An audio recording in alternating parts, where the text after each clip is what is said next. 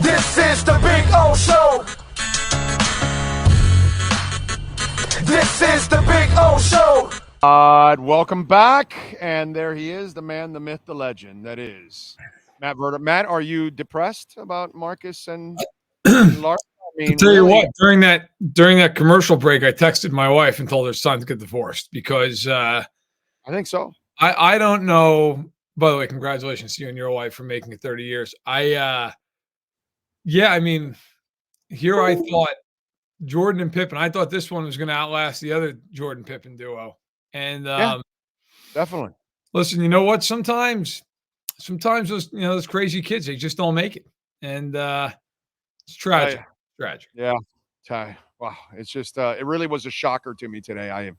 I don't know how to recover from it, actually. I will say this. His Kardashian marriage, right? I can't remember which Kardashian it was, but what were they married for? Like 40 days or something like that? Oh, yeah, with the basketball player. Yeah, for the Nets, Chris Humphries. Yeah, right, exactly. Yes. Yeah. No, and aren't you going to catch the new Caitlyn Jenner and Lamar Odom podcast? I had no idea there was one. There is one, and I think it's titled "How We Both Ended Up on Crack." I don't even know if that's serious or not, but no, that's just no. That's that's the point, though. Like, honest to God, if that was the name, I'd be like, all right. I mean, one of the great moments in television history was when Stephen A. Smith came out with the Lamar Odom. The man is on crack. I was watching that for some reason and was just floored in real time. So yeah, that's it's interesting times. And let's start with the NFL rule change that they're considering. One, I actually like the XFL return rule because I think actually brings strategy. And if you block it right, you can free a guy up and he's gone, dude. You know what I'm saying? So you might have a better chance of getting returns this way than you do the old way because you're just kicking it out of the damn end zone anyway. Right. And then the other thing is the hip drop tackle that has to be eliminated. Dude, we grew up with football. There weren't hip drop tackles back in those days. They grab you and they take you to the ground or slam you or whatever the hell it is. But I find the hip drop tackle to be kind of a lazy tackle because you just hook on and just throw your weight. And then, the player, unfortunately, is in a terrible position. So I'm hoping there is a ban there. Where do you stand on both? The NFLPA came out today in a statement and said that they are against banning the hip drop tackle, which is a little surprising considering health and safety and all the rest of it. I am conflicted on that one because on one hand, it's the kind of tackle where guys can get really hurt. And you know, Tyreek got hurt on that. Yeah, Tyreek wasn't the same got hurt on that. Yeah. On the other hand, my concern is you're just like the NFL has banned so many ways to hit a guy at this point that you're going to start putting defenders in an impossible spot. And I got to be honest, I think that's kind of what's happened. Like in the 90s, going across the middle of the field as a receiver was almost an art form. And now it's just like, it's fine, whatever, run a slant. And it's because safeties can't come downhill and just hammer you.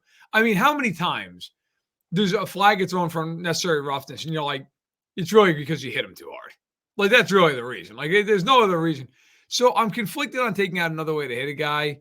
But I do think that tackle is dangerous. As far as the kickoff stuff goes, I think they should do something. And I'm fine with trying out the XFL rules. Like, look, the kickoff right now, the way it is, you might as well just get rid of it. I mean, teams are just booming it through the end zone. And if you're going to do that, fine, just give teams the ball 25-yard line. Let's call it a day. I like that. I like that kickoff. Because there is some strategy to it.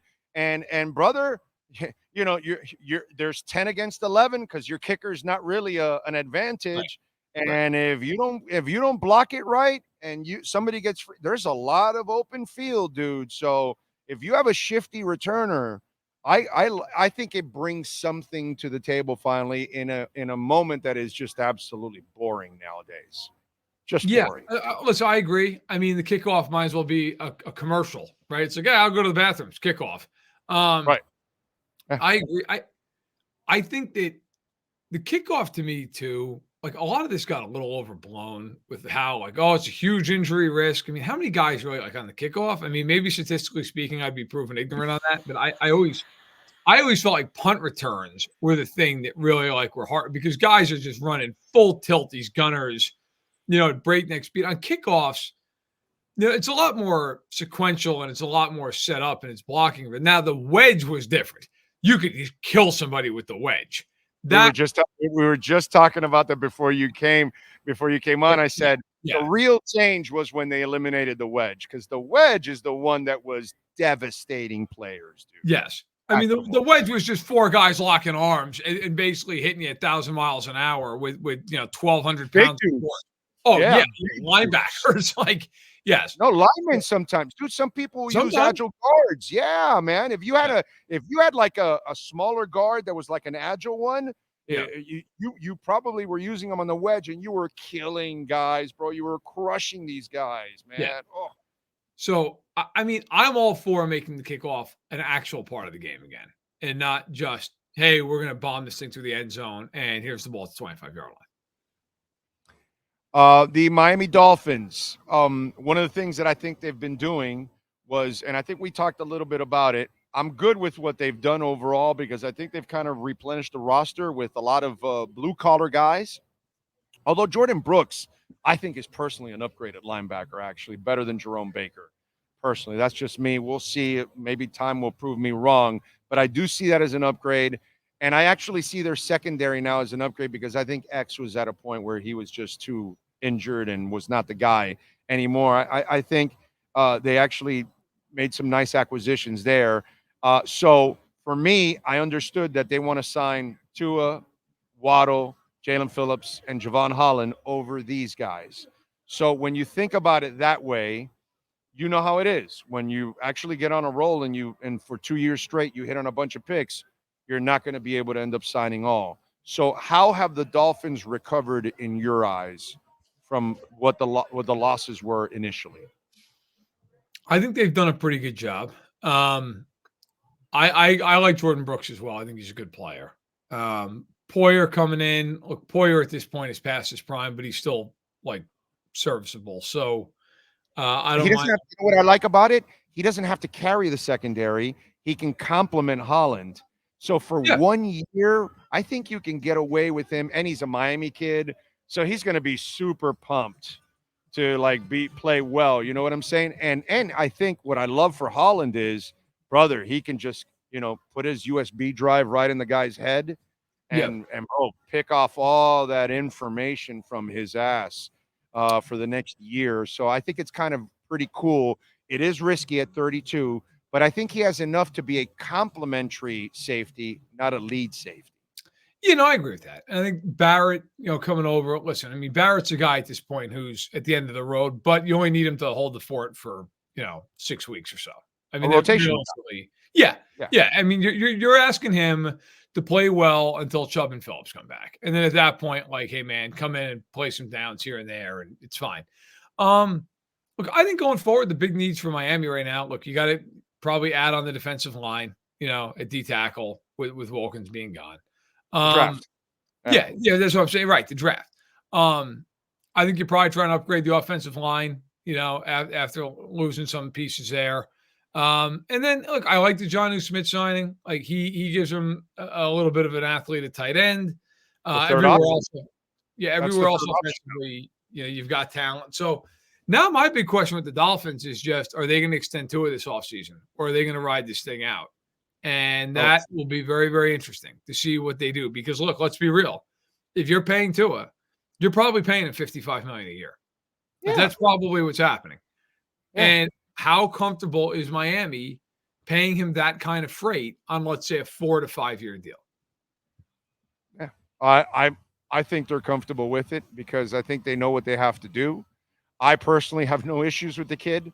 I have more issues with Mike McDaniel, how he plays him. He thinks he's playing, he thinks he has Dan Marino, and he has to play him like you play Breeze or Greasy, or, you have to play him the right way. You need to complement him with a running game so he can use play action, and you have to spread the ball around.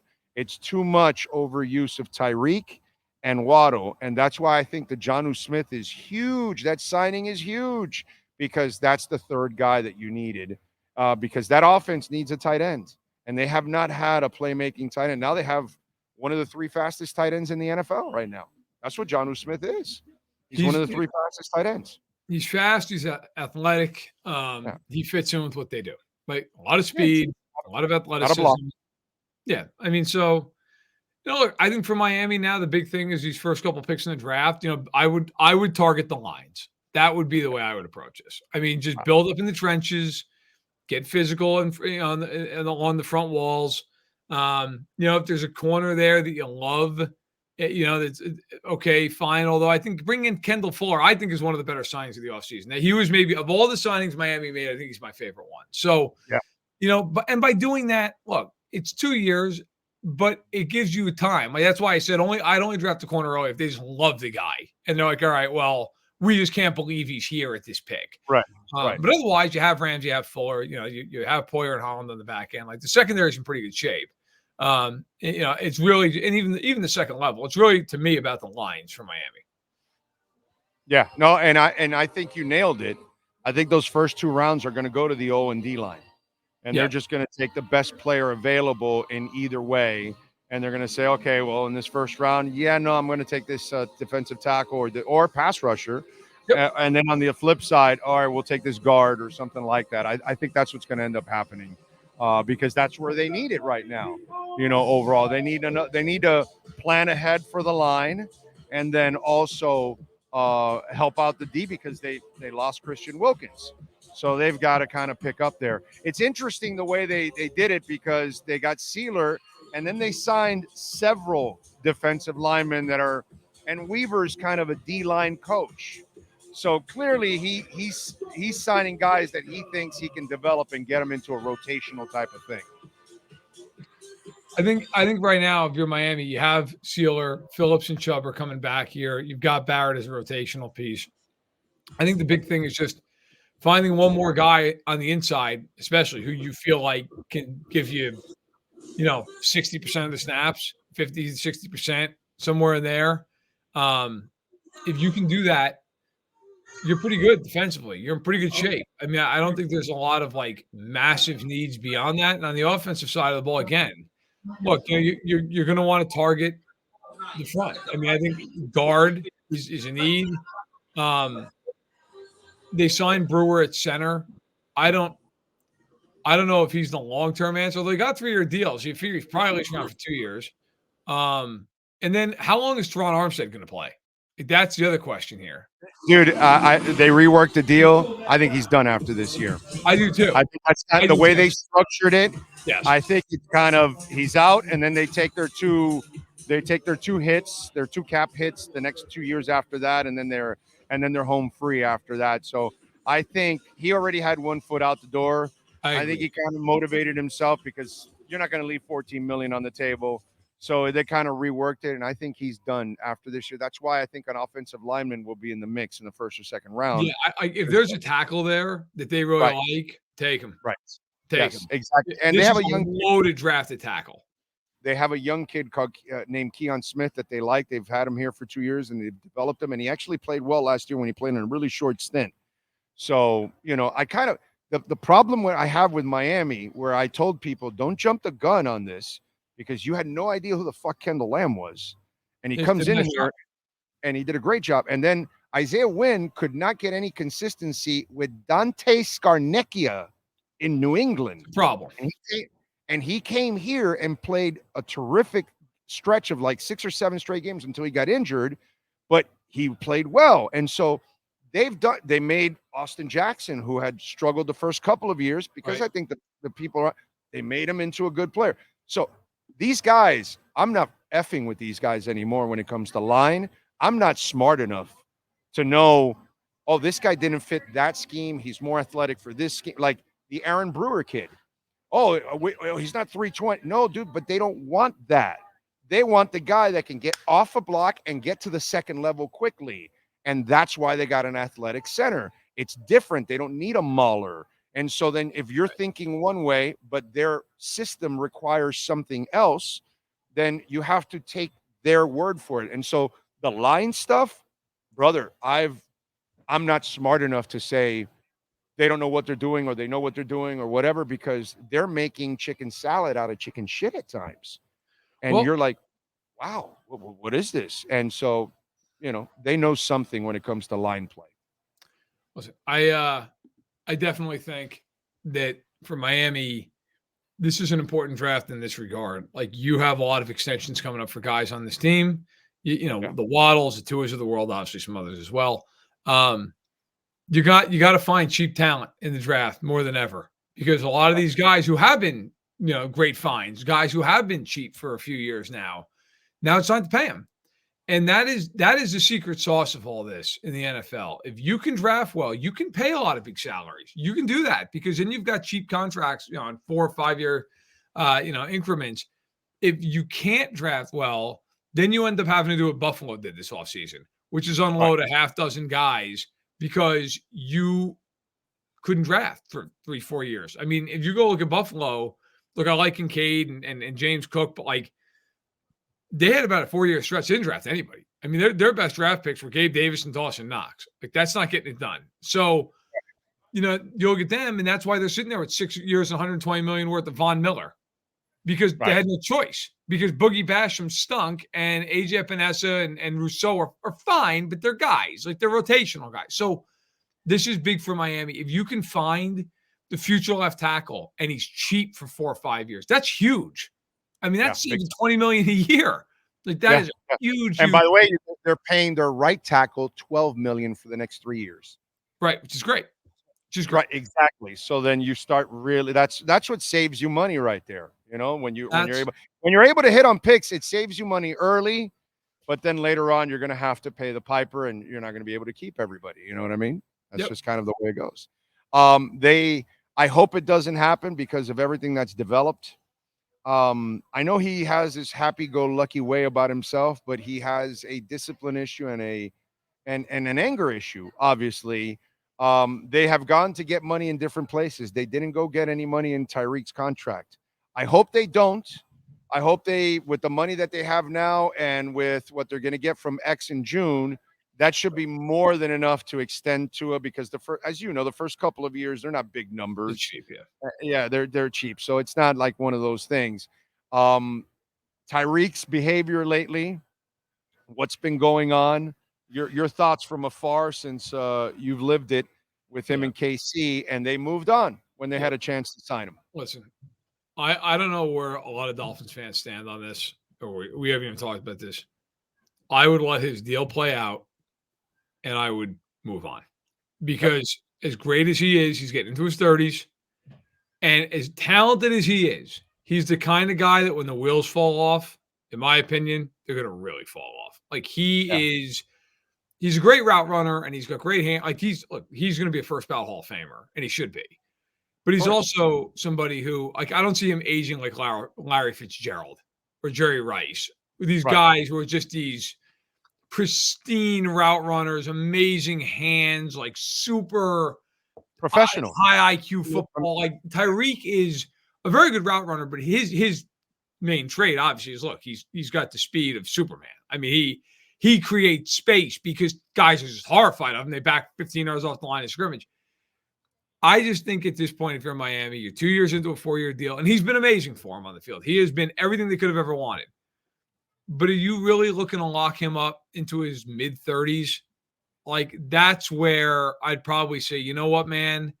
If you after this can go get 3-90 somewhere else, go for it. Like, we'll pay Waddle, we'll draft the guy, because at some point, the juice isn't worth the squeeze. Look, in the NFL and in most businesses, employers will put up with more stuff with you the more talented you are.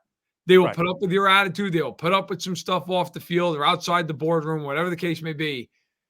But after you start to decline, then it starts to be a shorter and shorter leash.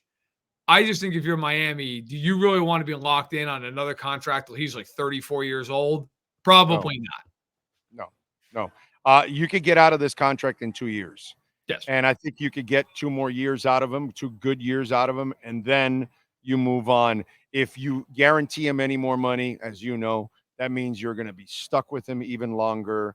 I think, unfortunately, you've kind of reached a point. And by the way, in 2 years, because as I told you, they're moving. They saved their money for Waddle, Tua, Phillips, and Holland. Right. Those are the next guys coming.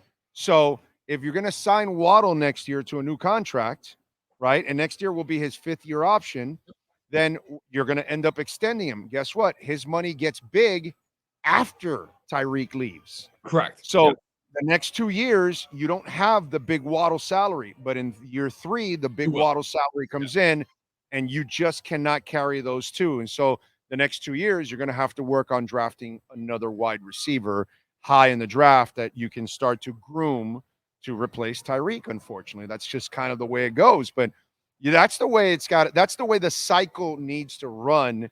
And this offseason will be very important. If you see they don't reach for any money from Tyreek, then that kind of tells you, yeah, we've reached our boiling point. We've got to get out of this deal in the next 2 years. Yeah, look, it's some juncture, again, it's just not worth the headache that comes with Tyreek Hill. Tyreek Hill is going to waltz into Canton. He is one of the greatest receivers of his generation. The problem with Tyreek Hill is you never know when the next headline is coming and what's in that headline.